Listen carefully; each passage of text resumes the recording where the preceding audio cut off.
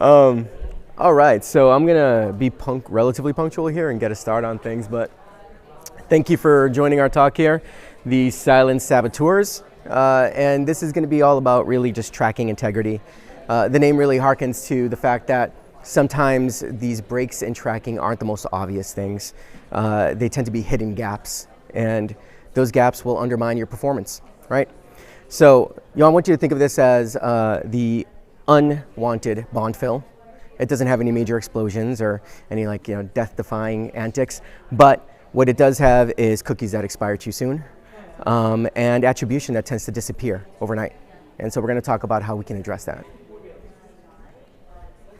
But why am I up here talking? First, let me just introduce myself really quick. My name is Mark Santiago. I am a senior client integration engineer. I run the onboarding team, so any new advertisers that come through CJ go through my doors.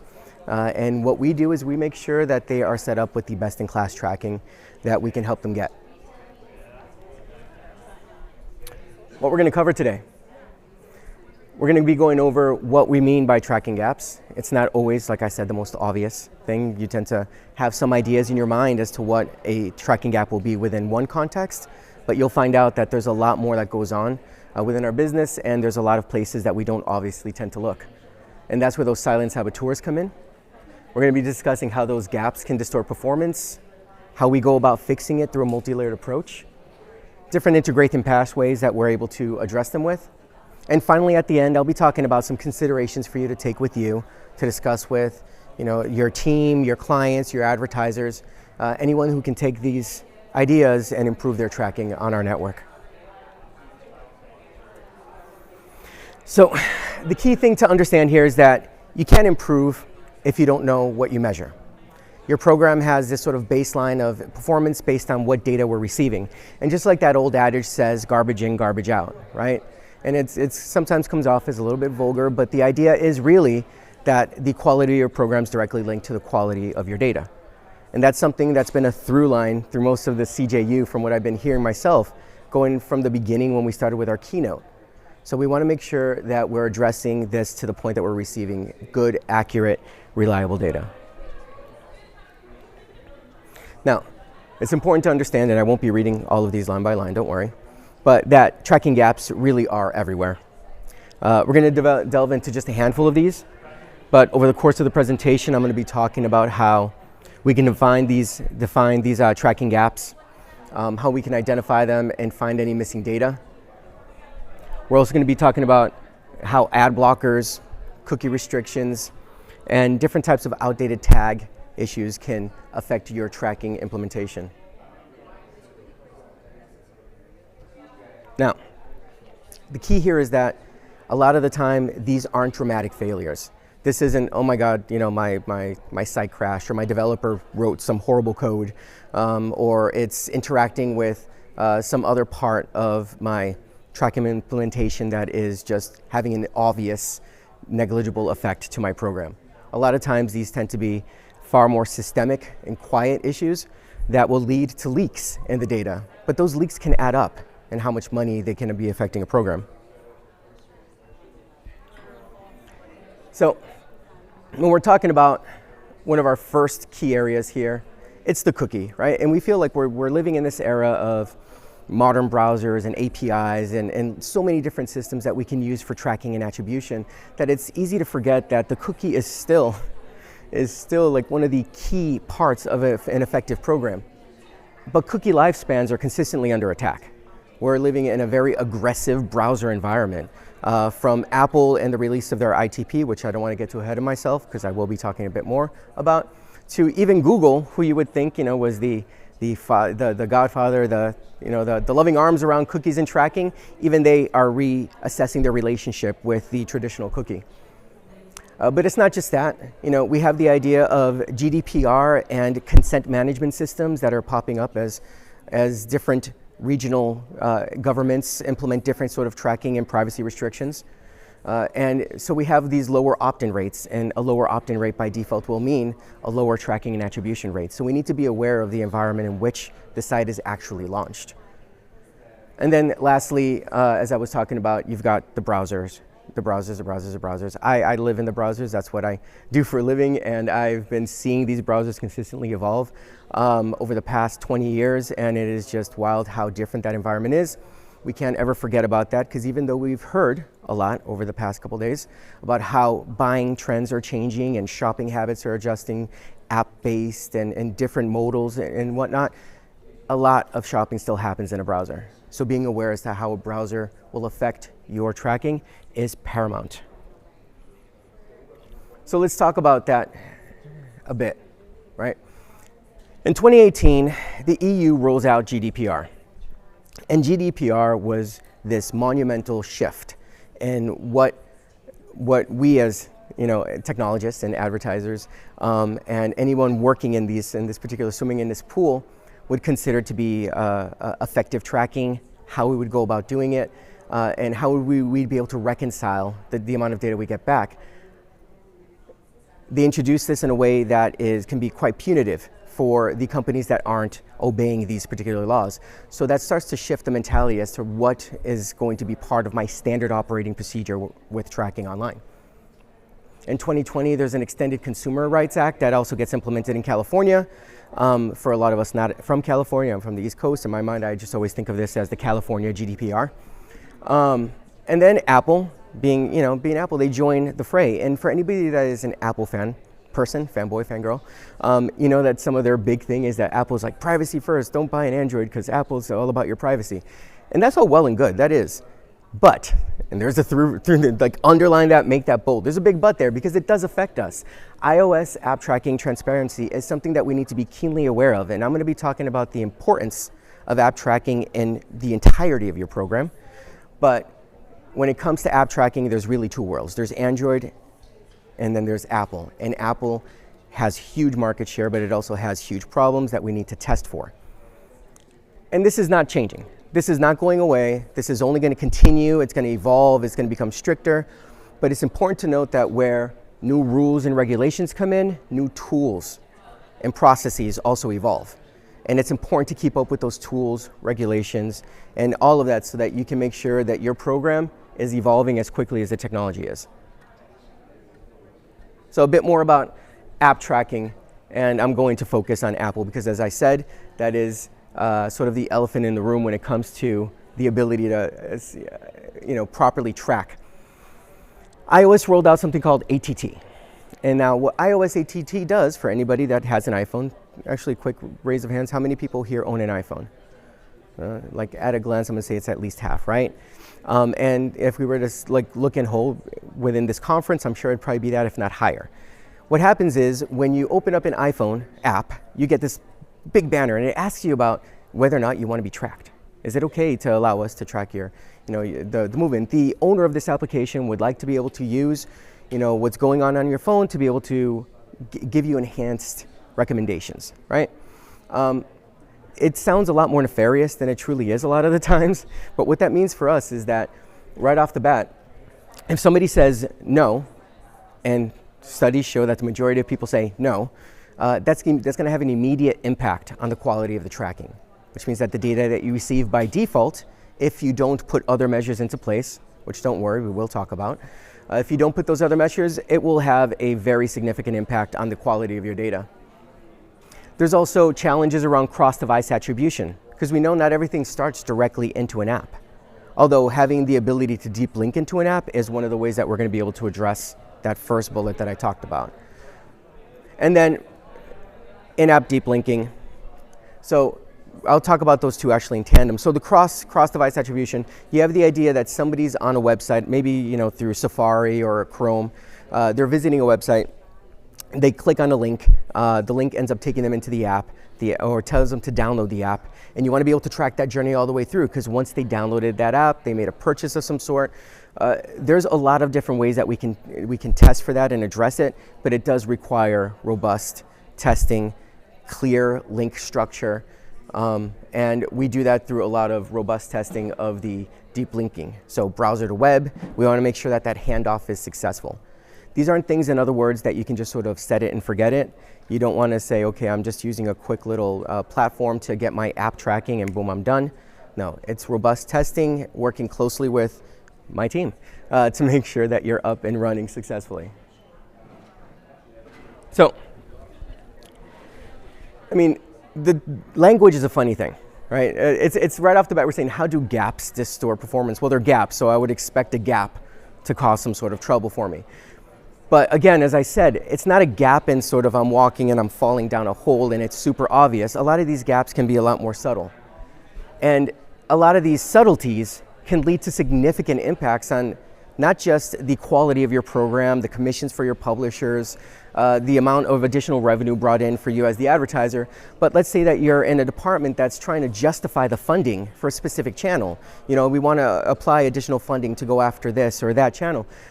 If you're not able to properly value the incoming traffic for that specific vertical, you're not going to be able to make that justification as clear. So it's possible to potentially undervalue a high-performing channel, or on the same end, overvalue a low-performing channel simply due to poorly processed data. And that poorly processed data comes through issues in the implementation of your integration. And that ultimately, what does it do? Well, it will lead to a skewed return on that investment that was made. So again, I'm thinking about all of us. I know that people are in different roles, so sometimes you are the person making the decision, and sometimes you're the one that's trying to convince the decision maker, right? The simple fact is that if the return on that investment is not there, whether you're the immediate decision maker and saying, I'm not going to do it anymore, or you're the one trying to put together your best presentation, leverage ChatGPT to be as influence them as best you can, and as persuasive as possible, the numbers will say everything for you. So you want to make sure that that is not a problem. So what does this mean from a strategic standpoint? Again, junk data, garbage in, garbage out. The simple fact is that bad data isn't something that's only going to affect the quality of a spreadsheet. And I don't want to knock on anybody here who loves working in Excel and having their perfect spreadsheets going, but it's more than that. This is data that is used for planning. This is data that's going to affect multiple groups and organizations within a specific company that are all trying to leverage that data to build out a good campaign. So every major decision across those groups would rely on that quality data. Accurate data underpins solid strategy. And misattribution will ultimately not just affect the quality of your program, but it's going to affect the quality of the trust in your program. So we don't only think about the incoming money from better sales and increased revenue from more publishers putting our links out there, but we think about the quality of the relationship that you have as an advertiser with the publisher, or publisher with your consumer, right? We want to be able to make sure that it's a trusted line from beginning of the journey to the end of the journey, and that any decisions that are made to invest in any part of this journey is based on good quality trust and data.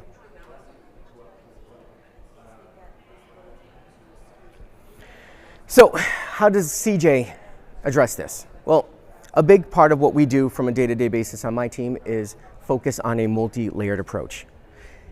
I say this, I feel like I say this all the time, whether I'm directly onboarding an advertiser or working with one of our sales team to help encourage the advertiser and let them understand that we can solve for their specific need. But the idea is that we're not just going to give you a simple set of code, a little tag, put it on the website, you're good to go.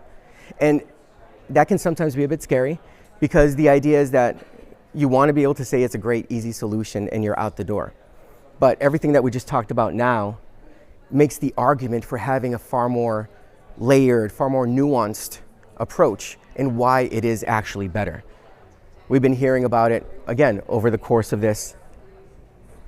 Nice. Over the course of these past couple days with CJU, right? They were talking about their universal tag at the keynote. Big presentation, the big bosses are up there. And they mentioned the universal tag. And that's something that, my team and I consider to be like one of our babies, because we're always out there helping advertisers and telling them to set up the universal tag. But it really does make a difference. It's not just that one thing. It's part of a whole. All right, there we go. So it's some of these guys. And again, this is just some. I'm using that language very carefully, because I'm going to be talking about some of the key parts, but a multi-layered approach is as truly multi-layered as possible. This isn't even going to be able to encompass it all. Otherwise, we would be here far longer than 20 minutes. But as a just quick heads up, I'll be here after the talk, and I'm happy to talk to anybody and answer any questions for whatever I can address here. The simple fact is that everybody has a different need. Every advertiser has a different need, so we make sure that we address those needs in 4 key ways. Okay. Now, universal tag, UT, UT. That is really, that's the core, the heart of what we start with. And we want to make sure that it's there whenever possible with all sites. That gives us the best picture, it gives us the best anchor to our program, and it gives us the best starting point. If you're gonna start a race, you want to start off on the right foot, and that's the right foot. Then you have something called a reverse proxy. And I'm not gonna lie, when I came to CJ myself, I've been here about 3 years. I was a developer for a long time before that, and I heard reverse proxy and I tilted my head, like my dog frequently does when I'm talking to him at a mile a minute like I am now, and I'm like, wait, what? And somebody had to explain it to me. But this is huge. This reverse proxy is going to be one of our key tools in stemming the flow of that aggressive browser environment I talked about. And sometimes it's a bit of a scary conversation to have with an advertiser depending on what they have for an IT team, how big their development team is. But we're constantly working, my team and a group of engineers at CJ, and finding easier ways to implement this. The reverse proxy allows us to set one of the key cookies on the advertiser site's behalf. It allows us to bypass a lot of the biggest restrictions within browsers, and it creates one of the most solid foundations for a web-based tracking system. Then we have additional templates and partners, right? So if anybody's ever heard of Google Tag Manager, GTM, it's sort of the de facto within that tag management flow. There's also Telium and additional programs that are all the same, but then we have MMPs, which I'll be talking about more. And I'm not a huge fan of tons of acronyms, so MMP stands for something. No, just kidding. It's Mobile Measurement Platform.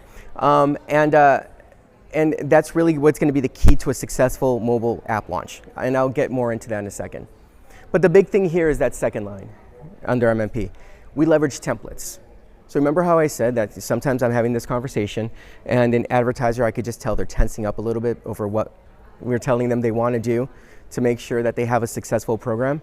You got to put this in place. You want to have that in place. We've got this thing called reverse proxy, and then they start going, wow, my IT is going to go nuts on me, right? But then I go, oh, wait, you've got this program or that template tag manager? We've got templates.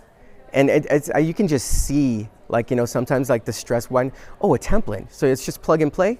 Yeah, sometimes. A lot of times. That's what we go for, right? But it does make things easier without sacrificing quality. And then concurrent tracking. Concurrent as in duplicative, as in tell me again, right? It's something that's designed to reduce lost transactions. So a lot of times we'll be like, well, why am I sending it to you twice? Well, because you might not have sent it once. That first time you thought you sent it to me, it never actually got to me. So that second time you sent it is actually the first time I saw it. We cannot understate the importance of concurrent tracking.